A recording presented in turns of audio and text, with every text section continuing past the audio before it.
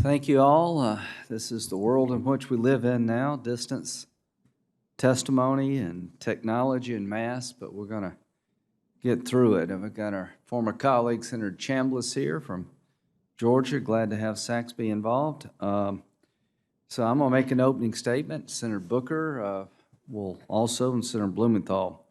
So the title of the hearing today is Protecting the Integrity of College Athletics. Like most Americans, one of the highlights of my year is when college football starts and basketball, and you get to root for your alma mater or the team that you've come to follow, and it's a lot of fun. It's gotten to be really big business. There are billions of dollars gambled on college athletics. There's billions of dollars in revenue generated from college athletics, and it's all built around the model of amateur athletics.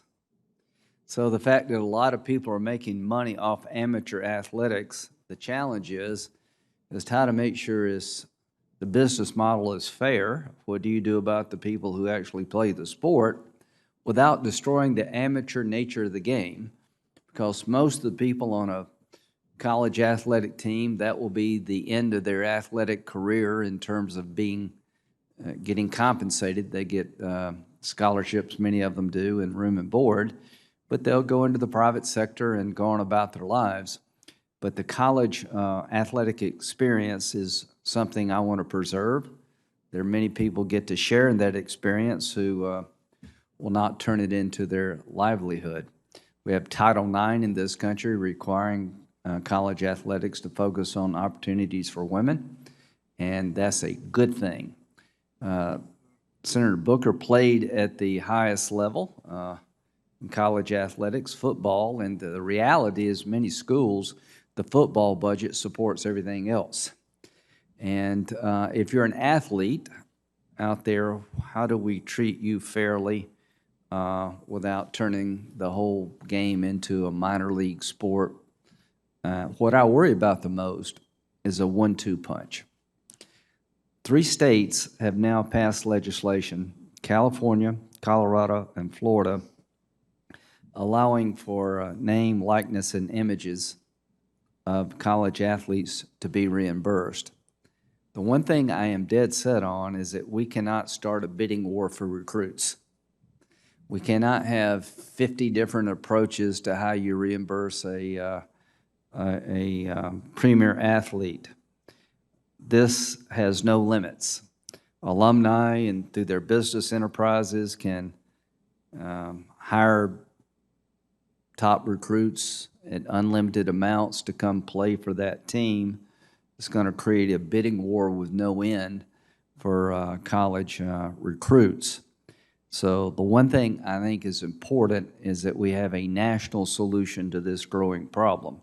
I don't know what the right answer is, but I do know this. We cannot allow this to turn into a bidding war and the wild, wild west when it comes to recruiting college athletes and how you reimburse them for their name, their likeness, and their image. So I just see the destruction of college athletics as we know it unless we'll get a rein on it. Gambling. A lot of people gamble. Probably everybody bets on their home team with their buddies. Gambling on sports is sort of part of America. But there's a side to gambling that could be a second punch to the integrity of the sport. There are states now in the sports betting business on college athletics after the Supreme Court ruling, online gambling, very hard to control. Now worry about the impact of gambling on college athletics post-Supreme Court decision. What should we do, if anything, at the state level? You can literally bet on whether it be a pass or a run play. You can bet on almost anything. And that does unnerve me about the potential for abuse. So we have got great lineup of witnesses on both issues, and I'll turn it over to my colleagues. But again, the one thing I'm convinced of is that the federal government, through the Congress, needs to get control of this before we allow the Wild Wild West to take over when it comes to these 2 issues. Senator Blumenthal.